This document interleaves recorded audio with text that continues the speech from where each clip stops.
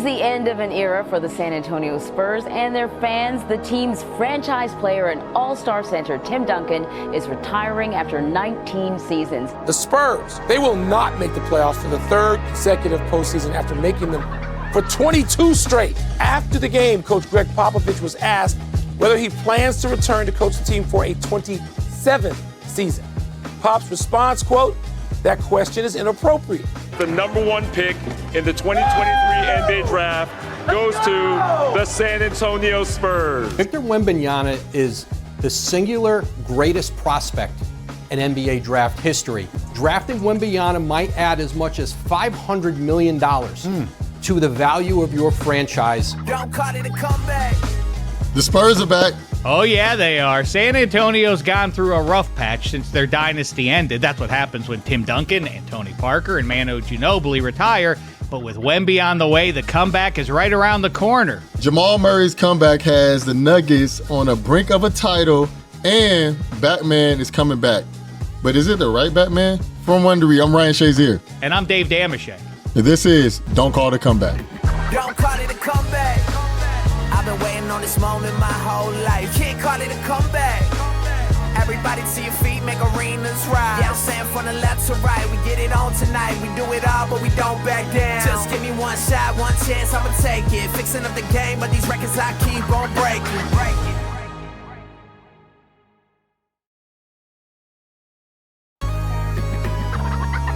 Hey, Shek, let's get into this Spurs comeback. As you wish, 5-0. For 20 years, Coach Greg Popovich, Tim Duncan, and the San Antonio Spurs were perennial title contenders. San Antonio is back on top once again. The Spurs are the 2014 NBA champions. But after the big three of Duncan, Parker, and Ginobili left town, things took a turn for the worse. Stars were traded in droves. The deal is final. The Spurs will send Kawhi Leonard and Danny Green to the Raptors. The San Antonio Spurs are trading all-star guard Jamal Murray to the Atlanta Hawks. Media members began to question whether Coach Pop was the right man to lead the rebuild. I'll bet you that Greg Popovich asks himself that question every day. Is this it for me? Should I think of doing something else? And the once proud Spurs sunk to the bottom of the Western Conference. But it appears the Spurs' fortunes changed. The ping-pong balls bounced in their favor, granting San Antonio the right to draft Victor Wembanyama, the 7'5" French phenom who's become the most anticipated NBA prospect since LeBron. James, that is. Shazier, do you think Wemby is the savior the Spurs have been waiting for? I think that Wemby-Mania could be a great fit to this franchise rebooting itself.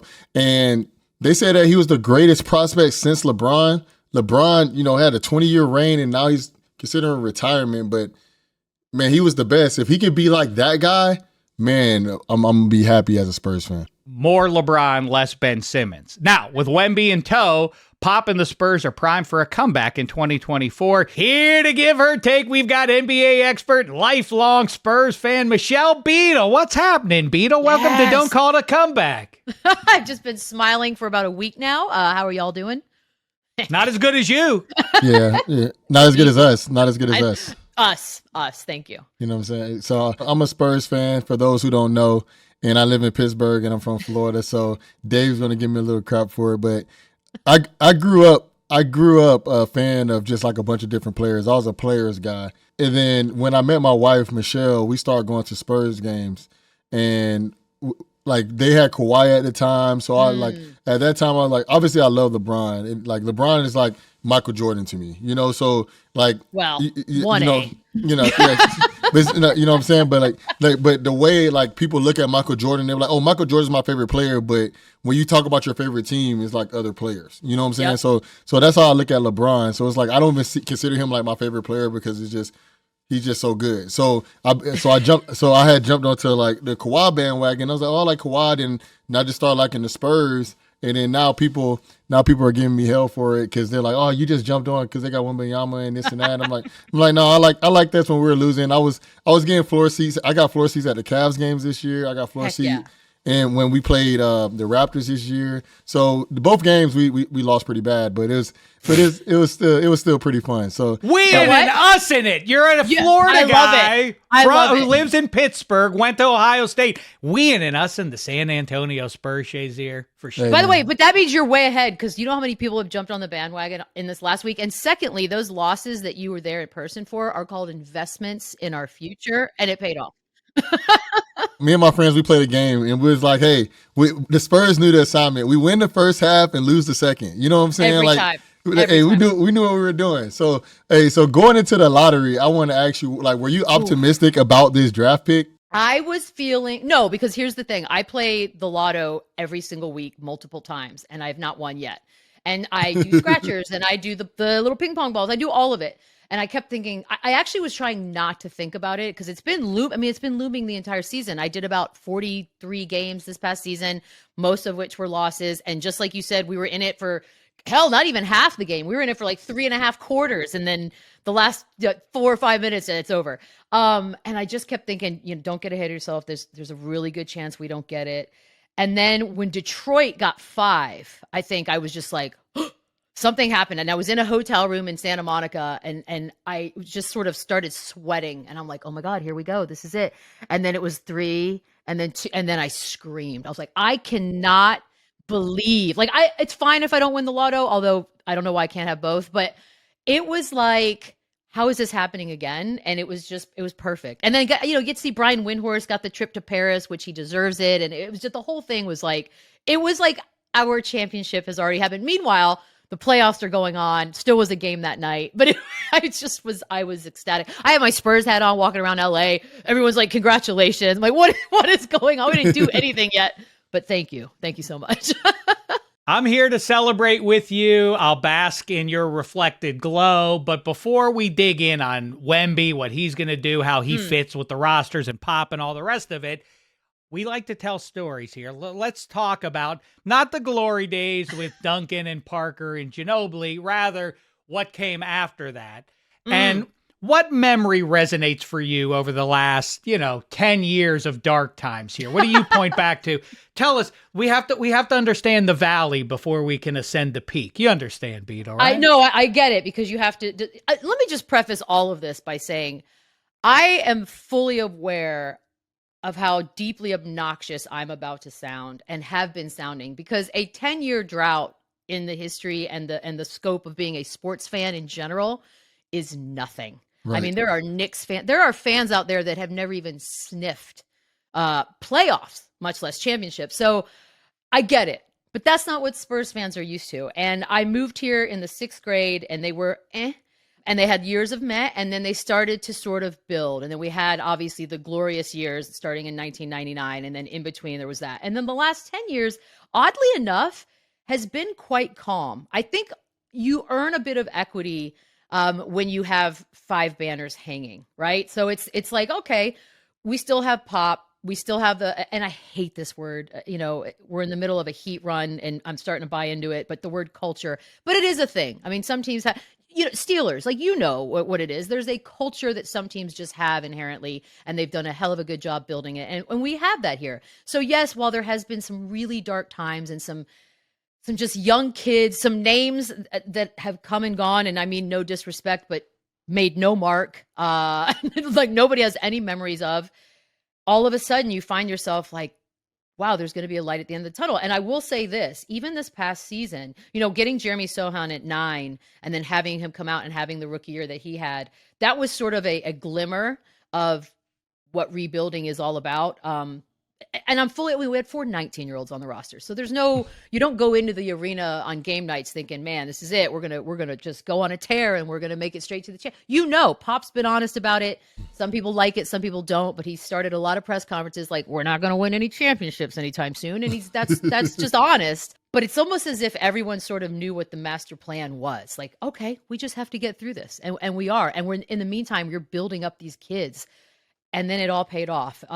It's, by the way, is it not weird to anyone else that we just assume that Wemby-Maniama's won? It's like we're not even considering. It's already done. There are coffee shops there are bars naming drinks. Jerseys. Like they're jerseys. Like we've already skipped over the part where his name gets said. But trade down, get a couple of players for him. Yeah. Well, that's what that's the thing. I think that's the question now is are we still rebuilding or are we going for it? Like this first year with this kid. I mean, Jeremy's 20 now. We can't waste any more time. Like we have to get this thing going. So yeah, it was dark, but it never felt dark. 10 years is not long enough to really feel sad.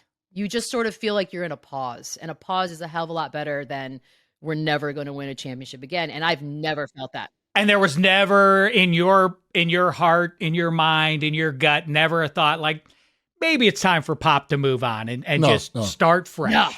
No. Okay. And look, I'm probably the worst person to ask because as far as I'm concerned, he'll coach, till he's 400 years old. Like that's and watching him, I think this past season, and Ryan, you can attest to this, like he loved these kids. Like he, shoulders around, arms around them and just talking and coaching, like actually coaching. And I think he hadn't had to do that in quite some time, that it probably awakened something inside of him that he was like, oh, and now you have the opportunity to coach what is being described as once in a gazillion year, no pressure, player. Where are you going to go? You can't go anywhere.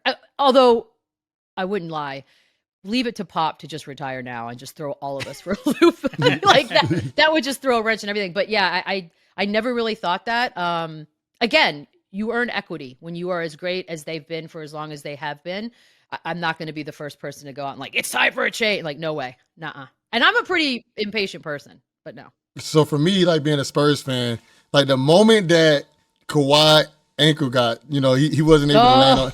The moment Kawhi, he wasn't able to land on that ankle because we were going to beat the Warriors that year. But by the way, you're being very nice. You mean the time Zaza Pachulia attempted murder on Kawhi Leonard? Yes, I remember it very well. So on that moment, once Kawhi went down, it's kind of like everybody knew it was like, all right, we're like it's like we're going downhill on the roller coaster. You know what I'm saying? Yeah. It's like so we everybody kind of understood that. But to me, I feel like do you feel like the Spurs are one of the luckiest franchises? Because if you think about it, Keldon Johnson, Devin Vassell, who is playing well, Jeremy, who is playing well, then Malachi, a former Buckeye, he played well. So to me, we don't know if we get Wemby, but obviously it sounds like because Scoot's a really good player as well. Absolutely. But I think that Wemby's a better fit for us. Like, do you feel like we're like one of the luckiest franchises because like we're getting blessed with the opportunity of constantly getting these great players? I think about it as from being a sports fan's perspective. If I wasn't one of us, I would hate us. I would hate us so much. If I was the fan of any other basketball team in this league, I would 1,000% hate the San Antonio Spurs because it's one thing to have it like Tim Duncan was life changing. That was franchise changing. It was city changing.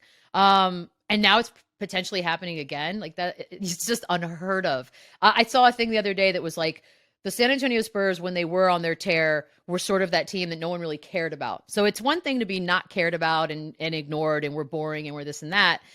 Now we're just going to be hated. And that's a whole different energy. And I accept it and I relish it and I will bathe in it. It's going to be so much fun.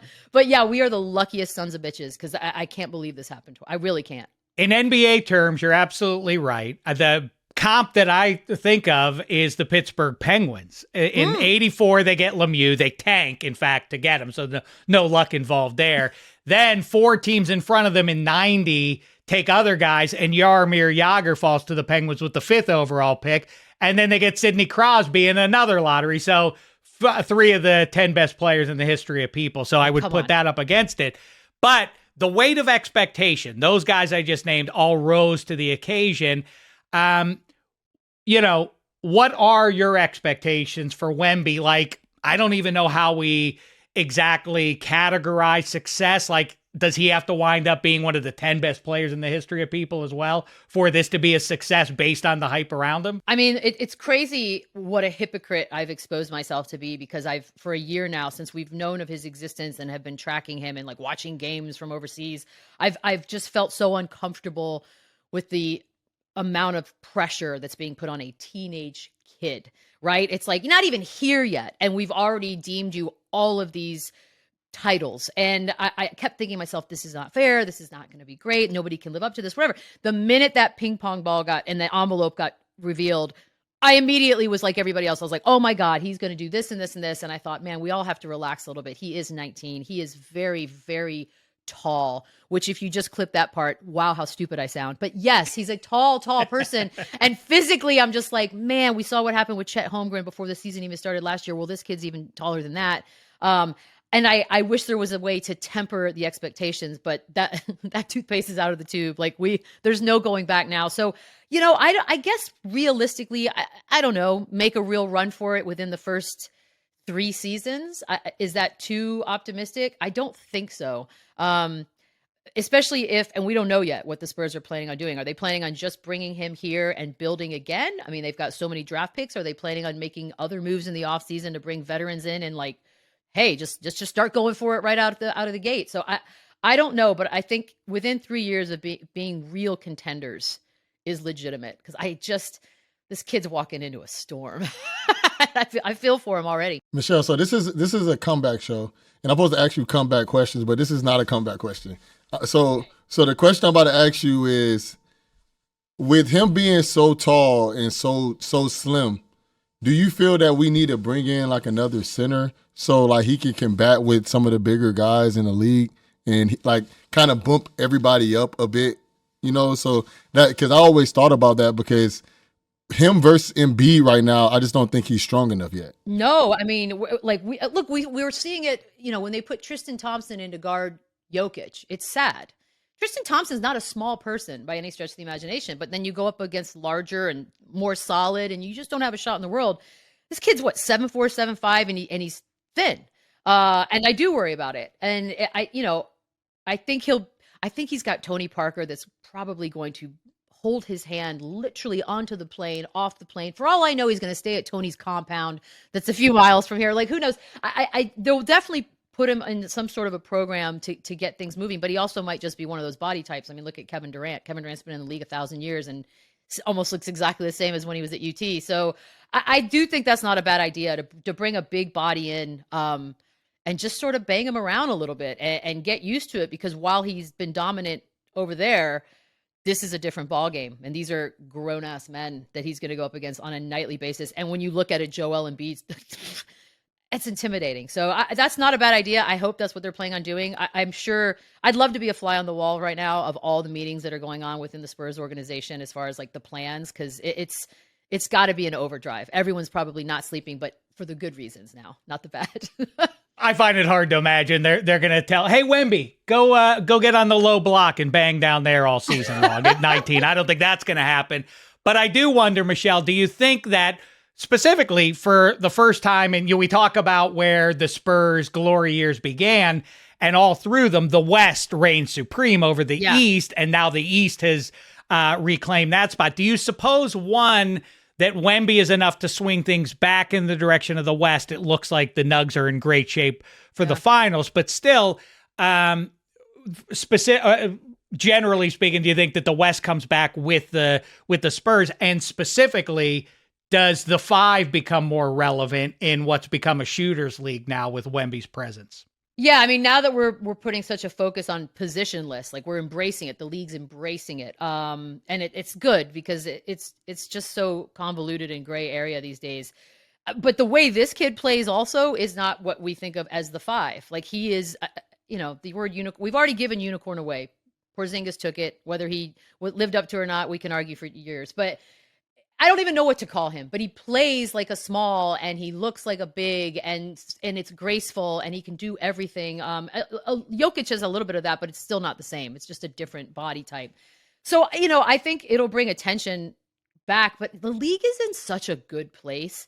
Like all season long, for everyone who's been paying attention, it's been fun. There's been so much parity that it didn't feel like it once did where, well, we already know the Warriors are going to win, so what's the point? It didn't feel like that. Like up until this last minute, we don't even know, because now it looks like we're going to have 2 fresh teams basically to watch. And so I think it'll bring a lot more attention. I think it'll bring a lot more attention back to San Antonio. I mean, this was sort of an abyss. national broadcasts didn't come here for quite some time. We haven't seen Zach Zarba ref a game here, and I don't know how long. So he's going to have to probably be forced back in here because it's going to be the spotlight, and there's going to be a lot of eyes, and that will probably take some getting used to. But I think folks around here are hungry and thirsty and ready for some real relevant playoff time again. And I think this is just one step closer. Yeah, everybody in San Antonio is ready to boo Charles. I'll tell you that. They're ready. I mean, I already saw Steven Jackson not that long ago. I had to get on him, and now we have Charles has turned it into an art form. Like he can't help himself at this point. It is what it is. Don't call it a comeback.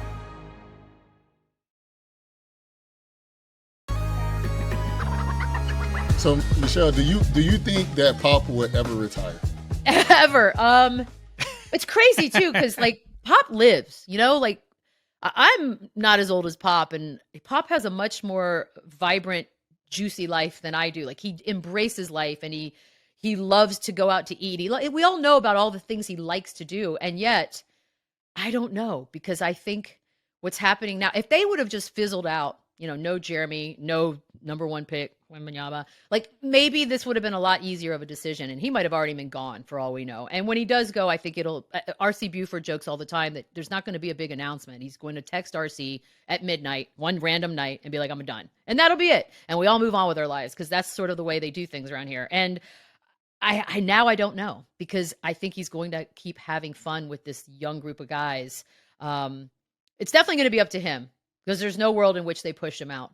And I think he knows that, and he reads the room pretty well. But I think we have at least another couple or three. I'm curious from a fan perspective, because, I've been there as well with having a long stretch of success, rooting for a team, and then they dip. And a lot of franchises then put out, like, they make you feel guilty. Like, you're going to stick by us, right? Everybody, season ticket holders. Did you? Yep. Did you have any of that, any of those feelings in the lean years? You can be honest. What's funny is like my good friends had bought season tickets before this last season. And now they just feel like geniuses, because like, yeah, great timing. There's definitely been a dip in sort of attendance, like what you were used to. But again, Brian's been to games, not like you would think. It's not that bad, yeah. Right? Like I walked in, I remember this was my second season, this past one, doing things again. And I remember walking in being pleasantly surprised how many fans were actually in the building, kind of knowing that the product wasn't what we probably have been used to in years past. But it's the only show in town. I mean, I know we've got soccer now, and there's some sort of version of football and what have you, but it's the Spurs are the Spurs. It's what we've had for so long. It's sort of how the city identifies itself. So yeah, it was nice to see all the local news stories about not just the dip, but now the massive increase overnight in season ticket sales and the deposits that went down, but not as bad as some cities. Because I've seen some cities where they become lousy and it's a desert and it's sad and you don't want to go into the arena because it's quite depressing. And I really haven't gotten that vibe yet here. So if anything, it's just going to be so much better. We'll never feel it. It's a fascinating point about how tethered San Antonio as a city is. 7th biggest in population in our country. I've recently been talking about that. Shouldn't they have a football team? Why isn't there a team there? Because the Dallas Cowboys won't let them have one, basically. That's true. By the way, the Dallas Cowboys and or Jerry Jones will not allow anything else to come down here. They try. The thing is that's so crazy to me is with them being the 7th biggest city, that their airport is like one of the worst airports of all times. Do not get me started. I've been flying a lot more lately, and a lot of it's to New York and stuff. And before I jumped on this podcast, I was just trying to figure out flights to like different. Sometimes you just have to drive to Austin. Sometimes you're just like, I don't know what they say they're working on it. There's not even a lounge. You want to talk about first world problems? There's no lounge in this airport, people. What are you supposed to do with your hour and a half? I know. Thank you. If you could send prayers up. Yeah. Pittsburgh, we need those same prayers. We need those same prayers. We live in bad airport towns, man. We really do. So my in-laws, so it's so funny because I actually talked to my in-laws before the lottery. Before the lottery, and I was like, hey, like I think we should get some season tickets. And then it was like, yeah, I think it's a good idea. And I thought about it. Now we talked about the pricing, and I was just like, I'm not ever going to be there that much. So it's like, no. But they already bought me a Wemby-Mania jersey Yes. Are you gonna get one as well? Yes, there is a those Spanish lottery cards, Loteria. There's a Spanish T-shirt that I just ordered yesterday that's got like this cool cartoonish version of Wemby and it's Loteria on it, and it's like they come in different colors. It's so San Antonio, like it drips San Antonio. I was like, yep, definitely doing that, and probably get a jersey too, because how could I not? As you re-enter relevancy in the NBA, and when I say you, I mean your favorite team, and Shazier's. The Florida guy, Buckeye, well, we and us, whatever. Anyway, as you re-enter this, as I say, being relevant in the league, who is now the rival of the Spurs? When you left, it was the Lakers, but now you still have doubt. I mean, do you overtake the Mavs in Texas basketball? Oh, Houston? Is it Jokic? How say you? I mean, I think Denver is clearly making an amazing case for themselves to be relevant and should be for the next several years, because I don't foresee anything really drastically changing over there. Houston's going to be a minute, I think, because they've got all those young guys, but they are, despite whatever records say, they're fun to watch. And so that will be coming. Dallas, to me, is a big unknown. We don't know what Kyrie's going to do. We don't know what they want to do. I hope they sign Kyrie, because as far as I'm concerned, that's a disaster waiting to happen. Oh, so I agree. Please sign him. And then we don't have to worry about that, and we can keep it moving. So, yeah, to me, it's Denver right now. The Warriors, there's a part of me that refuses, despite how they went out like chumps.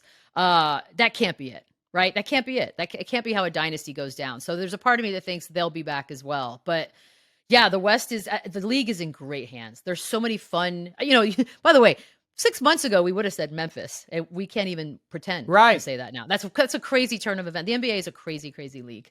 Things can really swing back to the West if Chet also comes back with OKC. Nice regional rivalry going there.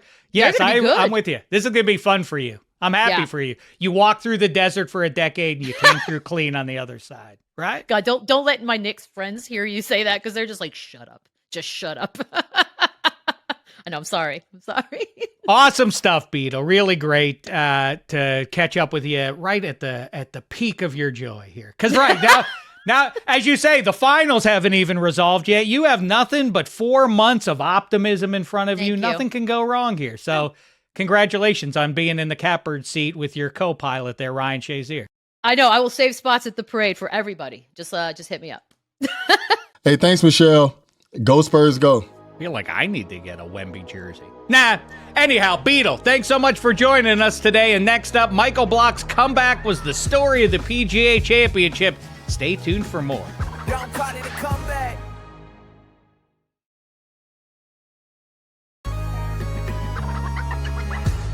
All right, Shazier, time for some other comeback stories in the news we need to give a look at this week. This is the check down.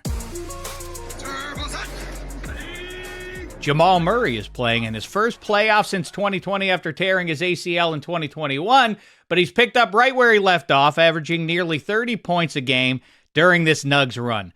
5-0, how important has Murray's return been for the Nugs playoff success? If you watch the Denver Nuggets, everybody talks about Jokic, and you need to talk about him. He's clearly the best player that's been playing in this playoffs. But on the offensive side of the ball, this man Jamal Murray has been averaging around 30 points a game and allowing this offense to flourish when they need some type of offense. Man, he had a 30-point half in the Western Conference Finals. Then he comes back around and does the same thing, the first two games. So it's just Jamal Murray, when he's playing at this caliber of basketball, it allows the Nuggets to perform and then also takes a lot of pressure off of Jokic. So Jamal Murray, him coming back is going to really propel this team to possibly being the favorites of winning this world championship. Yeah, Nugs heavy favorite now to win the title, but of course Jokic's gaudy triple-doubles and those assist totals are a little lower if the guy on the receiving end of those kick-out passes ain't knocking the shot down. So yes, Jamal Murray has been essential to this run. After losing to the Nuggets, LeBron hinted that he may have to consider retirement this offseason. Shazier, is there any chance you think the King doesn't come back this next year? He's at the age where it makes sense for him to start hinting retirement. He's played 20 years. He's over 38 years old. Man, he took a beating. If you watch the last game, he looked tired from literally halftime to the end of the game. He dropped 30 points. He needed some help. He didn't get the help he needed until the fourth quarter, and it was too late. So it does make sense because he was frustrated after losing. He got swept. Now, people are going to try to always compare him to Michael Jordan, compare him to Steph Curry, compare him to Kareem Abdul-Jabbar. And, after a while, it gets tiring. So I can understand him contemplating retirement, but I can definitely still see him playing at least 2 to 3 more years, especially because if his son Bronny has a good season at USC and it's a possibility that he could play with his son or play against his son, I think that's something that he definitely wants the opportunity to do. Yeah, I mean, listen, I don't know what Bronny's future is. Obviously, he has to have a good enough season in his freshman year to allow for him to bounce to the NBA and be an attractive guy to go and get. But in the meantime, when I'm walking out of the all-you-can-eat buffet, don't ask me if I want to go get a bite to eat. That's kind of what you're asking LeBron at the end of a long season. Let's wait a few weeks and then see where his head is then. Michael Block is a semi-pro golf instructor from California who had never finished higher than 69th in 23 PGA Tour appearances until this weekend, of course, when he finished 15th at the PGA Championship in roster. He knocked down that Sunday hole-in-one and beyond. He was the story covering up Brooks Koepka. How impressive was Block's comeback, Shazier? Man, this is very impressive because he's been in multiple tournaments. He's been in 24 tournaments in his career. He's never made a cut in his 7 major appearances. So he makes the cut. He's tied at 15, but people just don't understand how hard golf is as a sport itself. So golf itself is probably the hardest sport that you will play because every single club has a different swing. Every single time you fix one thing, you have to change another. And then to be able to hit the ball directly into the hole, that's almost unheard of. You can't even do that on video games sometimes. So just like that hole-in-one is one of the most incredible shots I've ever seen. And obviously we've seen hole-in-ones before, but that one was really special because he's a golf coach. He teaches people how to play. He helps people with their game. But to be able to go out there, go into this major appearance, qualify, finish 15th, and he probably made as much money in this one qualification as he made all year. So I'm extremely happy for this guy, and I'm excited to see how he continues to move forward in his PGA career. Yeah, it's a great story, and then it was punctuated, of course, by the phone call from this coming weekend's PGA Tour event in Fort Worth, Texas. He's invited to that, so the good vibes keep on rolling. In the meantime, though, I think we've just stumbled into anything. Ryan Shazier, we got to get you in one of those perches over one of the holes at the majors. Like 17, here's Ryan Shazier, like you explaining it, all the different swings required for golf. I'm impressed that you point out golf is the most difficult sport of them all. That ball ain't moving 5-0. Just sitting there. You get to hit it as much as you want. When you talk about hardest sports, it's always relative, because gymnastics can be the hardest sport. I can't do a damn backflip to save my life. You know what I'm saying? So it just, everything's a little bit different, but golf is one of those sports. You can look at the ball, it's not going anywhere. You're supposed to not try to hit it as hard as you possibly can, and you still try to.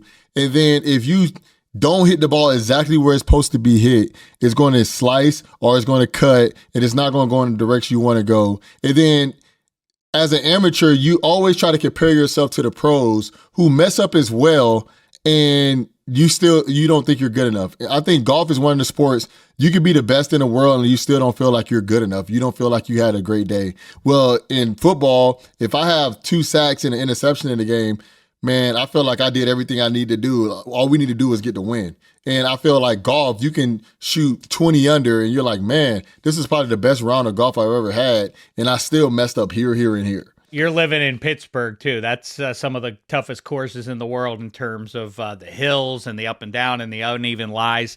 Don't get frustrated. Hang in there, Shazier.